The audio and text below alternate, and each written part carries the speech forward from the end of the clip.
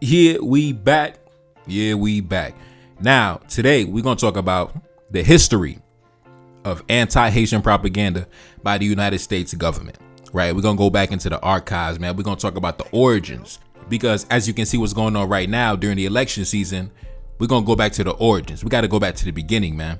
Because like I said before, it's nothing new, right? It's nothing new. So let's get into it, not wasting no time. Take a look up on the screen. Just 6 years after the United States shook off its colonial ruler, the rebels in the French colony of Saint-Domingue staged their own uprising. From 1791 to 1804, revolutionaries fought the French forces, finally establishing the Republic of Haiti. As historian Gerald Horne writes, far from recognizing a kinship with their fellow freedom fighters, leaders of the early American Republic were terrified about the domestic implications. Now, before we dive in, I want to remind you, this channel runs on your support. If you find value in the content, I encourage you to contribute and help us keep delivering these in-depth videos. Support the channel in the description box. Let's continue. George Washington expressed concern about the potentially international spirit of revolt among the blacks. Once started, he mused, where will it stop? It is difficult to say. His fear, of course, was that it would not stop before it hit his own country. Just days after the outbreak of fighting, the governor of South Carolina wrote to Washington to warn him how nearly similar conditions in Saint-Domingue were to those in his own state, where white enslavers were also outnumbered by potentially rebellious Africans. With the United States and the European powers vying for control of various parts of the Caribbean and North America, Horne writes that each feared that a rival would ally with the Haitian rebels. Such an alliance would be powerful, not only because revolutionary leader Toussaint Louverture commanded an army in the tens of thousands, but also because of its potential to gain local recruits. Leaders including John Adams warned that a force of black soldiers landing in Virginia or South Carolina would immediately gain the support of enslaved people there. Britain faced similar worries regarding Jamaica and its other Caribbean colonies.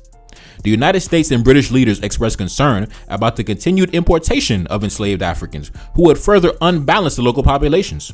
This played a role in both countries' abolition of the importation of African slaves in the 19th century. As Haiti's revolution progressed, European enslavers fleeing for the United States helped to reinforce the political constituency for pro-slavery policies. Now, I want to interject right there, right? They said that the French slave owners who fled to the United States for refuge, as we already know, a large amount of French slave owners and their mistresses and their mulatto kids and everything like that, they fled to the southern United States during the revolution. So a lot of the white Americans today are the descendants of those who fled and were driven off the island during the Haitian Revolution. So that also plays a part in the anti-Haitian sentiment coming from modern day Americans, because a lot of modern day Americans are the descendants of the white planter class that was driven off the island during the revolution, right? So it's natural that their descendants would hold anti-Haitian sentiment, right? So that plays a role in that too, right? That plays a role in the anti-Haitian sentiment because, a decent chunk of the population in the United States are actually the descendants of those who were running for their lives during the Haitian Revolution. Now, let's continue. They also shared gruesome stories about the fate that white people might face if enslaved Africans gained any power. Meanwhile, Horne writes that enslaved black Haitians brought to the mainland by their enslavers also stories of the revolution, which proved inspiring.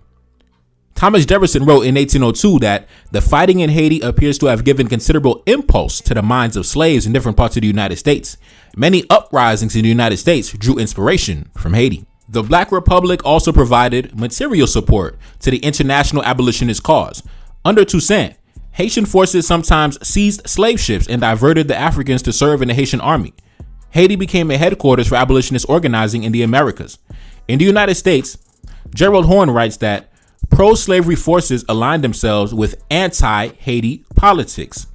In 1844, the United States supported the Dominican Republic in winning independence from Haiti, and Secretary of State John Calhoun, a prominent defender of American slavery, sent arms there in the hopes of overthrowing Haiti's government. Up to and even after the Civil War, the politics of race in the United States remained closely tied to its relationship with Haiti. Both during and after the Haitian Revolution, the most widely circulated images of the 13-year violent conflict that remade French Saint-Domingue into independent Haiti depicted black people killing white people. The 1805 book entitled A Historical Account of the Black Empire of Haiti by Marcus Ransford, an army officer who had been stationed in Saint-Domingue during the British occupation of the island, included a representative and frequently reproduced picture from the genre: black revolutionaries stringing up white soldiers on a hillside. This black on white violence is described with the words revenge taken by the black army for the cruelties practiced on them by the French.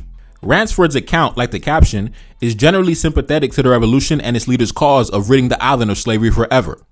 Other less well-known illustrations in the volume support this perspective by offering graphic images of the violence that the French army exerted over the revolutionaries. One such engraving shows Cuban bloodhound dogs, which the French military notoriously trained to eat the blacks, attacking a terrified black mother and her child. Another image illustrates the infamous drownings perpetrated by the French in their attempts, as the inscription reads, at exterminating the black army. Time out. Yes, the French army during the war, one of their methods of warfare was they trained Cuban bloodhound dogs to essentially eat the blacks. And there were accounts where black children as young as, 5, 6, 7, 8 years old were eaten by dogs, right? And I remember I read a book, go to my playlist section, a book entitled The Colonial System Unveiled.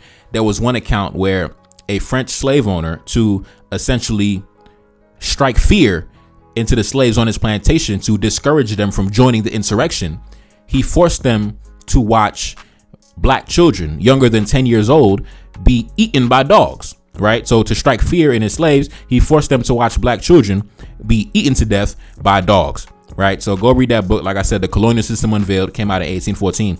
Very good book. Very good book. Very good book. Anyways, let's continue.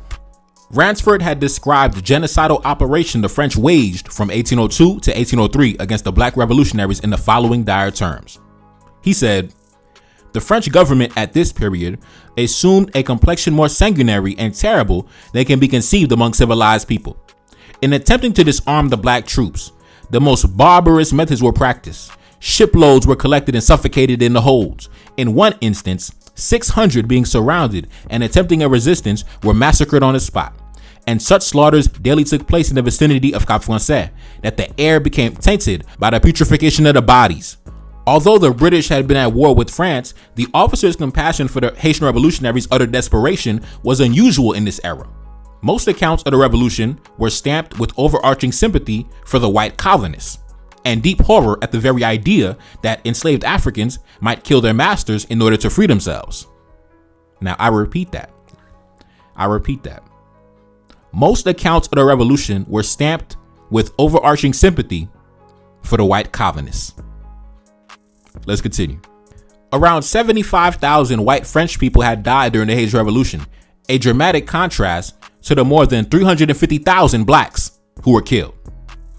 Yet it was rare in the 19th century to see any acknowledgement of this disparity, portraying black people as the perpetrators of violence rather than the victims, a tendency that persists in many parts of the world still to this day, function as a deliberate distraction from the everyday depredations of slavery and the atrocities that both the French colonists and the French army had committed in Saint-Domingue. The visual history of the Haitian Revolution can tell us a lot about how repeated exposure to representations of black people in aggressive postures smothers histories of white violence and turns our gaze away from black death. Because these images have become the default, even in contemporary accounts that acknowledge the Haitian Revolution as the most radical attempt in world history to create universal liberty and equality, they have directly contributed to the stereotype that black rage is the source of societal violence rather than an aching response to it. Immediately after the beginning of the Haitian Revolution in August 1791, newspapers around the world printed tales of the widespread deaths of whites. The news from Saint-Domingue is horrifying, reported a Paris-based newspaper on October 30th. 200 plantations on fire, 300 whites massacred. Historical narratives tended to characterize the revolution in much the same way. In 1793, when the capital of the colony, Cap Français, was set ablaze by black revolutionaries, paintings depicting the fires told tales of property destruction designed to produce more sympathy for the lost buildings than for the human beings who had been tortured and enslaved within them. Two of the most famous examples, by J.L. Bouquet and Soisbec Desfontaines, used the specter of black vengeance to paint the colony's nearly 40,000 French residents as innocent victims who had lost all their worldly possessions as they fled the smoke and ashes en masse. References to the fires in Saint-Domingue and the proliferating images of black people killing white people were just as ubiquitous in literary fictions of the Revolution. In 1802, the French novelist and playwright René Peralte published one of the first French language novels about the Haitian Revolution. Clearly sympathizing with the planters, in the preface, Peralte said that I'm going to take us into the middle of the city of the Cap to look there for the victims of this atrocious Negro and offer a portrait upon which, the reader, you may be forced to shed many tears. It was also in 1802 when Napoleon Bonaparte's brother-in-law, General Charles Leclerc, landed in Saint-Domingue with the military expedition that eventually brought around 80,000 French soldiers to the island. Leclerc's mission was not only to pave the way for the reinstatement of slavery, which the French National Assembly had abolished in 1794, but to restore the authority that Bonaparte felt Toussaint Louverture had usurped when he named himself Governor General of Saint-Domingue for life back in 1801. Peralte's tale would never become as famous as Victor Hugo's anti-Haitian Revolution novel entitled Bug Jorgal that it came out in 1826, or Alphonse de Lamartine's melodramatic anti-slavery verse drama entitled Toussaint Louverture that came out in 1850. Yet the front piece to the burning of the Cap remains one of the most recognizable images of the revolution. This unremarkable novel circulated widely enough that a copy of it had reached Haiti, where it fell into the hands of the future king, Christophe, who was then the head of the Haitian army. On December 13, 1805, noting that this little brochure had arrived via a merchant ship from the United States, General Christophe sent it with a warning to Dessalines. Christophe said, "The contents of this brochure leave no doubt about the views of our enemies, since they do not even accord us the title of men, judging that we are not worthy of the liberty that we enjoy, that we conquered using the strength of our arms, that no power on earth can ever take from us. But let them come, and I will give them new proof." Man, listen. Like I said, in the past few weeks, I read a book that came out last year. It was the biography of the life of Christophe, man. Go check that out.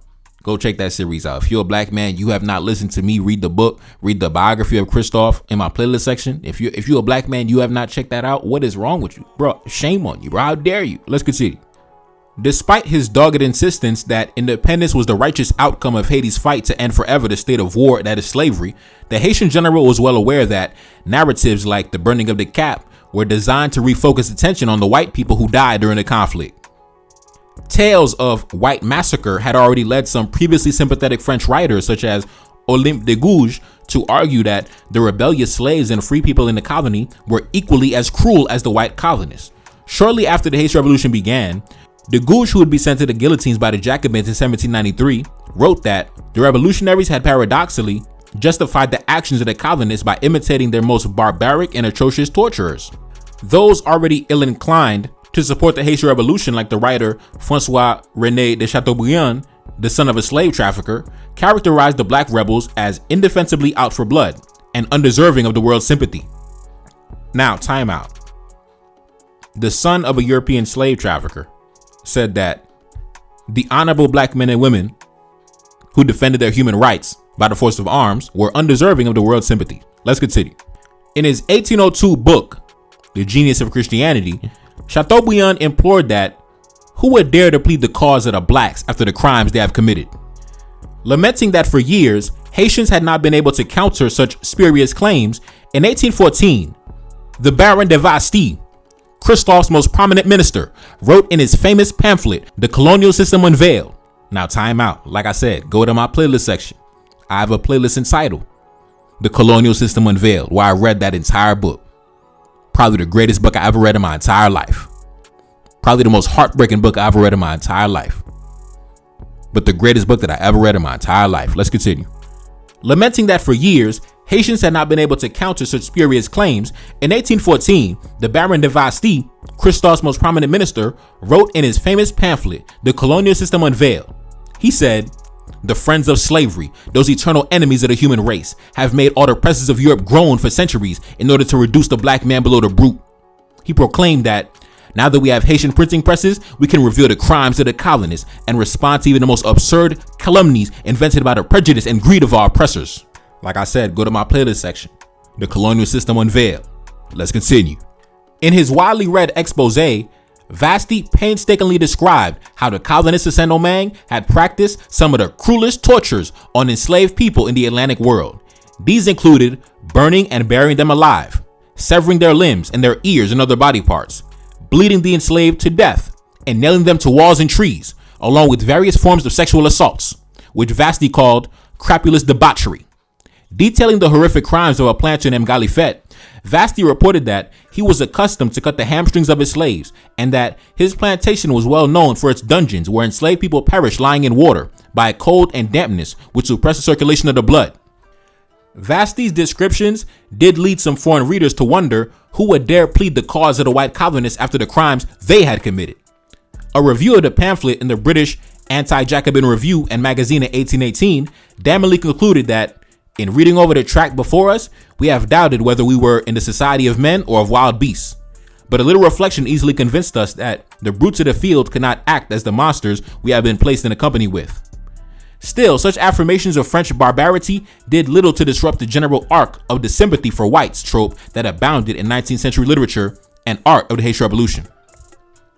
Today's French government continues the long-standing tradition of painting France as the champion of human rights, rather than as one of the world's worst offenders when it comes to slavery and colonialism.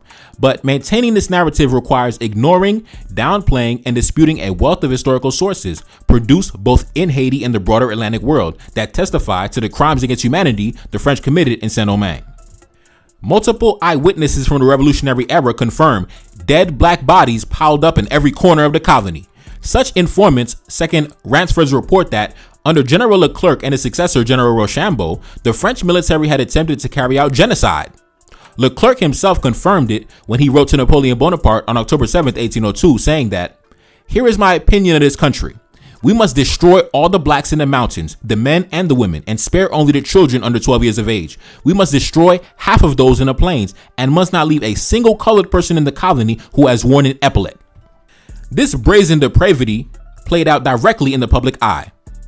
An American merchant recounted in an 1803 article for the Philadelphia-based literary magazine An American Register that in November 1802, he witnessed scenes that bear the deepest tinge of barbarous atrocity. 700 or 800 blacks and men of color were seized upon in the streets, in the public places, in the very houses, and for the moment confined within the walls of a prison. Then they were hurried on board the national vessels lying in the harbor, from where they were plunged into eternity. As a result of all this premeditated barbarity, the merchant concluded that the billows now washed those unfortunate victims to the shore. Floating with their eyes, as it were, turned toward heaven, they seemed to demand vengeance on the author of their untimely death. Even some French military officers were horrified. General Jean-Pierre Ramel, who served under Rochambeau, acknowledged that the French indiscriminately massacred black people, including those not in open rebellion. He said, "Who were the men who we drowned in Saint-Domingue? Blacks who had been captured as prisoners on the field of battle? No. Conspirators? Even less so. Nobody was convicted of anything because of a simple suspicion, a report, an equivocal word. 200, 400, 800, up to 1,500 blacks have been thrown into the sea. I saw this happen and I complained about it." Despite an abundance of first-hand accounts proving the contrary, contemporary scholars sometimes contribute to the image of a revolutionary Saint-Domingue littered with white bodies by repeating the claims of the era's reactionaries, who painted the Haitian Revolution as a time when black people overwhelmingly massacred the whites, including pregnant women and children. Recently using the phrase Caribbean genocide, historian Philip Girard concluded that from 1802 to 1804, with few exceptions, those who perpetrated the genocide were former slaves, while most victims were the slave owners. All right, now let's fast forward to the early 1900s, right? We was in the early 1800s. Now let's go to the early 1900s. Take a look up on the screen, right? We have Sergeant William Robert Button, a U.S. Marine who, was a very prominent military man during his day. Take a look up on the screen. Let's read it together. On a quiet Sunday in May 1921, a young Marine was laid to his final rest in his native St. Louis, Missouri. Sergeant William Robert Button, 25 years old, recipient of the Medal of Honor, was a veteran of the successful campaign against the supreme bandit chief of Haiti, Charlemagne Peralte, and his thousands of outlaw followers. Now, if you take a look up on the screen, this is the honorable black man they are talking about here, who they slandered in the international media I was looking for a New York Times article from over 100 years ago where the headline actually says, "Oh, the supreme bandit of Haiti," right? They called this man, our honorable ancestor in the New York Times, a supreme bandit, right? A supreme bandit. And they called his supporters, his army, a bunch of bandits, a bunch of highwaymen, a bunch of, what I mean? A bunch of criminals, things like, slandering the good ancestor, But anyways, let's talk about Charlemagne Mesana-Peyrat. On Monday, August 30th, 1915, Léogane military commander Charlemagne Peyrat refused to surrender the Haitian flag and his weapons to the U.S. Marines who had been disarming the country. Charlemagne Peyrat had told the Marines that he would only obey an official order from the Haitian president. For his refusal to surrender his flag and his weapons without a fight, Peyrat was dismissed from the Haitian army. He returned to a quiet life of farming in his hometown of Hinche in central Haiti. His resistance to the American occupation might well have ended there if a few months later, the United States-controlled gendarmerie, which was later called the Armed Forces of Haiti, had not also came for his person and his property. Now, this is during the American invasion of Haiti back in 1915. Let's continue. On the pretext that Charlemagne and his brother Saul Peyrat had attacked the gendarmerie headquarters, the United States officials arrested the brothers and had Charlemagne's house torched and Saul's house looted on the night of October 11th, 1917. The brothers were submitted to a court-martial that sentenced Saul Peyrat to death. He was executed by a Haitian gendarme on the orders of 2 U.S. officers. Charlemagne, for his part, was sentenced to 5 years of hard labor in the city of Cap-Haïtien, where his friends and relatives were made to observe him in prison clothes and with his head shaved in jobs like sweeping the streets. To the minds of the Marines who had come mostly from the United States South, this show of force among many would earn them the respect of Haitians. But their overt racism only served to earn them contempt. Additional humiliations from the United States included the collection of taxes from Haitians for the use to service the foreign debt. Though respect is not easily gained in Haiti, Charlemagne Peyrat and his family had plenty of it. His father, General Remy Mesana-Peyrat, was a land-owning farmer and a rancher who had served the country as a member of parliament during the well-regarded administration of President Hippolyte. Charlemagne had completed his studies at the well-reputed Saint-Louis-Gonzague College in Port-au-Prince and then became a career officer in the Haitian army. Before his degradation by the United States occupation, he had been a well-sought-out handsome bachelor and an excellent dancer and a hunter. After nearly a year of forced labor, Charlemagne Peyrat escaped with the help of a friend who gave him refuge and disguises. Within a month, Peyrat had recruited over 200 rebels called the Cacos from the ranks of laboring and escaped convicts, all of whom swore to drive the Americans back into the sea. The Peyrates Cacos started out armed with only vintage guns and swords from the Haitian Revolution, hunting rifles, machetes, and knives, but they quickly stocked themselves with modern weapons and ammunition by raiding the most remote outposts of the gendarmerie. They attacked the enemy in surprise commando operations and used guerrilla tactics that favored their mastery of the difficult terrain, particularly along the border of Haiti and the Dominican Republic. Soon, Peyrat was joined in leading the anti-US war by Mibalès schoolteacher Benoit Bétraville. During the next few months of battle, Peyrat would control the north and Bétraville controlled the Artibonite region. The Cacos soon grew to include thousands of armed guerrillas, including many Dominicans won over by Peyrat to the anti-imperialist cause, and Peyrat was able to declare a provisional government in northern Haiti. And as you can see the photo at the bottom, in the center, you can't really see it too clearly, obviously, this is a photo from over 100 years ago, but you're going to see, General, Charlemagne Peyrat in the center, in the Caribbean heat. He got a whole entire suit on with a top hat. It's probably 90 degrees right now. It's probably 90 degrees. My man got a whole entire suit on. You know what I'm saying? 95-degree Caribbean heat. Let's continue. In 1918, Charlemagne Peyrat issued a public call to arms to the people of Haiti, and he wrote a letter to the French minister in Haiti signed by himself and 100 others that was a formal declaration of war against the United States. The occupiers continued to refer to the Peyrates Cacos as a group of bandits and highwaymen, but they realized that a revolution was underway, and the corrupt gendarmerie could not hold it off. Consequently, the United States quietly began to upgrade the Marine contingent. The subsequent campaign against the Cacos would involve some of the worst atrocities by the United States during its Latin American imperialist forays. It would also swell the Cacos' ranks to over 40,000.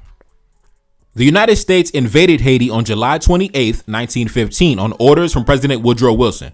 The United States Marines ruled Haiti for the next 19 years. Military and economic motives for the occupation underlay racist stereotypes of Haitians as ignorant people incapable of governing themselves.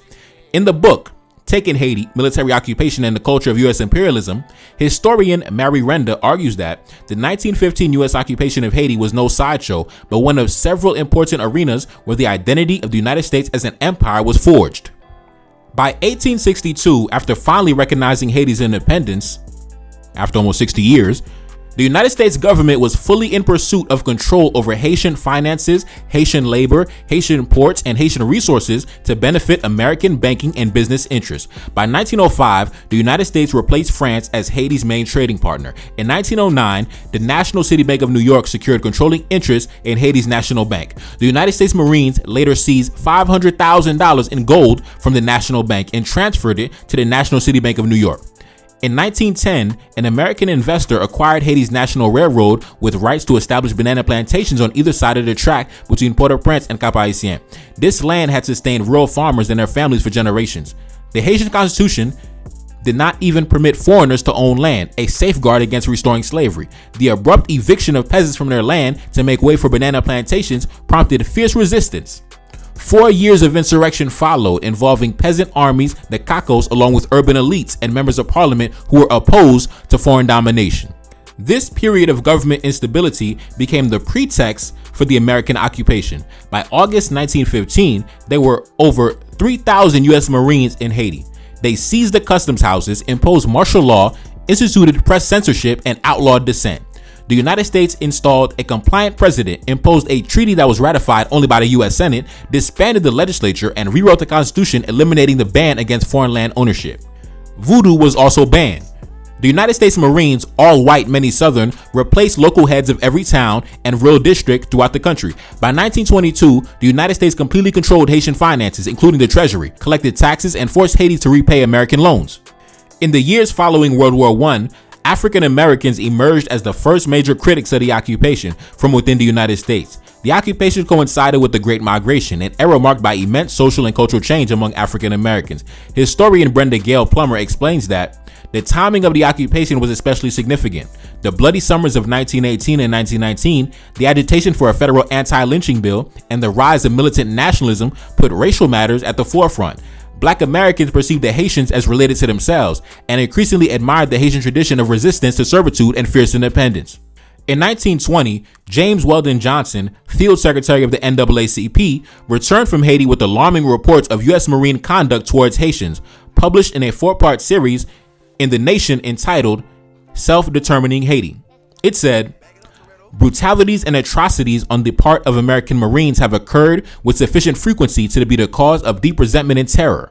Marines talk frequently of what they did to some Haitians in the outlying districts. Familiar methods of torture to make captives reveal what they often do not know are nonchalantly discussed. Just before I left Port-au-Prince, an American Marine had caught a Haitian boy stealing sugar off the wharf, and instead of arresting him, he battered his brains out with the butt of a rifle. I learned from the lips of American Marines themselves of a number of cases of rapes of Haitian women by the Marines. I often sat at tables in the hotels and cafes in company with Marine officers, and they talked before me without restraint. I remember the description of a caco hunt by one of them. He told how they finally came upon a crowd of natives engaged in a popular pastime of cockfighting, and how they let them have it with machine guns and rifle fire. The great Haitian hero of this time was Charlemagne Peralte. Formerly a Haitian army commander, Peralte mobilized and led an armed guerrilla force of thousands of peasants in Haiti's Central Plateau. Peralte had been dismissed from the Haitian army when he refused to surrender his weapons and his flag to the U.S. Marines who took over his district. In 1917, he was court-martialed and sentenced to 5 years hard labor for aiding the rebels. For the same charge, his brother Saul was sentenced to death and executed by the U.S. Marines. In September 1918, Peralte escaped, returned to Hinch, and began recruiting a guerrilla movement. He issued a formal declaration of war against the United States and a letter to the French minister that bore 100 signatures. Now, take a look up on the screen. This is the letter. This is a letter that was written by Charlemagne Peralte back in over 100 years ago. He said this: "For 4 years, cruel and unjust Yankees brought ruin and hopelessness to our territory. Now, during the peace conference and before the whole world, the civilized nations took an oath to respect the rights and sovereignty of small nations. We demand the liberation of our territory and all the advantages given to free and independent states by international law. Therefore, please take into consideration that 10 months of fighting has been in pursuit of this aim, and that our victories give us the right to ask for your recognition. We are prepared to sacrifice everything to liberate Haiti and establish here the principles affirmed by President Wilson himself, the rights and sovereignty of small nations. Please note, honored consul, that American troops, following their own laws, don't have any right to fight against us. The resistance had spread over much of the country, which gave rise to brutal repression. The American campaign against Kako resistance became a war of extermination. Not since slavery had a foreign power exercised such ruthless violence in Haiti.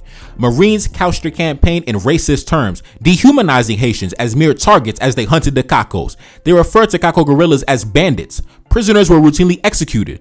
Villages suspected of harboring Kakos were burned. Suspected sympathizers were shot. Kako villages with families, children, and livestock were bombed in aerial assaults that of their very nature were indiscriminate.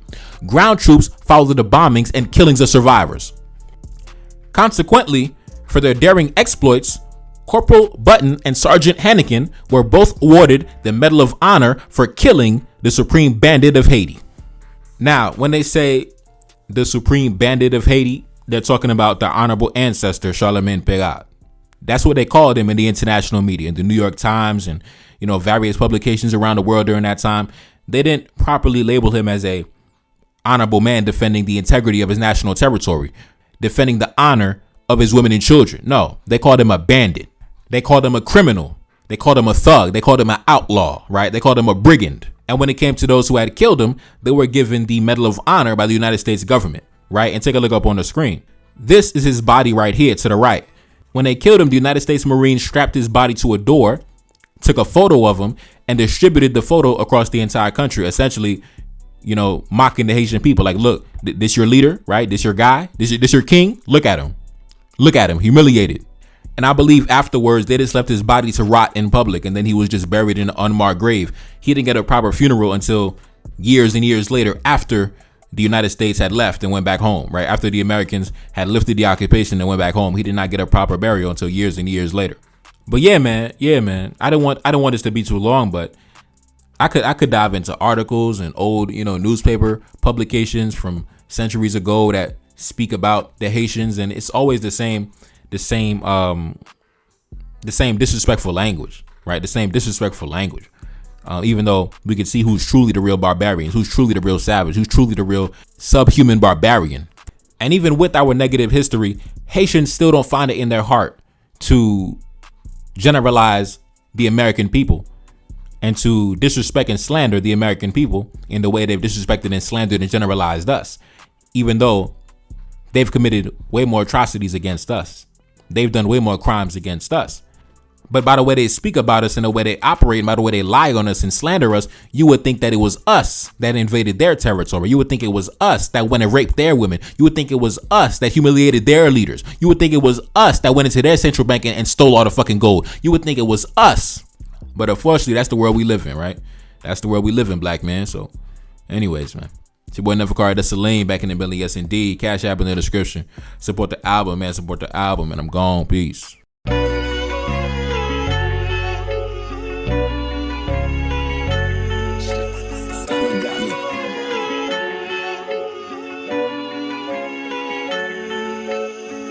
Yeah, I'm focused on fortification. I'm trying to step out of the matrix. I'm finna be all in your playlist. The haters gon' look and amaze me. I'm taking my time and I'm patient. They tell me I make it look easy. I'm going and they never gon' reach me. I cut off my phone, I'm back on my zone, yeah. I'm back on my own, the king of my castle and forging my own path. I'm back on the dawn, I know they be watching it lately, I'm pressing the gas. These niggas be clones, they selling they soul for currency. I be like, man, just leave me alone. Lil' mama, she look like a dancer. I'm back in my zone, I got hundreds and fifties, they treat me just like I'm a master. I'm back in the city, I'm feeling imperial, plotting on power expansion. I can't show no love, I got pain in my heart, but I hide it when I'm on the camera. I'm young and I'm raising the standard, and now I don't be doing no features. These niggas be talking about killing and robbing, I'm steady relaxing leisure. The spirit of kings, we never gon' die now we taking it back with the leaders. They came and invaded the enemy, raided and put all that shit in museums. Real talk, and I still can't believe it. I pull up and shine on them, I pull up and ride on them, I pull up and flex with the team, you know we gon' style on them. I'm cold like 7 degrees whenever I rhyme on them. This shit like COINTELPRO, my nigga they spine on us. Fuck how they feeling, I'm bossed up. Enemy finna get tossed up. Come on, I'm blocking and buy it up. Back in the biz, I'm riding up. I'm ready for war and they hiding out. I told the creator I'm riding out. They up in the crib and they popping out. I'm close to the limit, I've been en route. Yeah, yeah, yeah. Weight on my shoulders, it feel like a boulder. Ghost written by the keys, I decoded like high priest. Let a foul, don't roll it. I'ma get it till they tell me it's over. I'ma get it till I'm way up and older. Meditated, so I'm closer to God. Pretty soon we gon' be on the top. Yeah, I'm focused on fortification. I'm trying to step out of the matrix. I'm finna be all in your playlist. The haters gon' look and amaze me. I'm taking my time and I'm patient. They tell me I make it look easy. I'm gone and they never gon' reach me. I cut off my phone, I'm back on my zone, yeah. I'm back on my own, the king of my castle and forging my own path. I'm back on the throne, I know they be watching it lately, I'm pressing the gas. These niggas be clones, they selling they soul for currency. I be like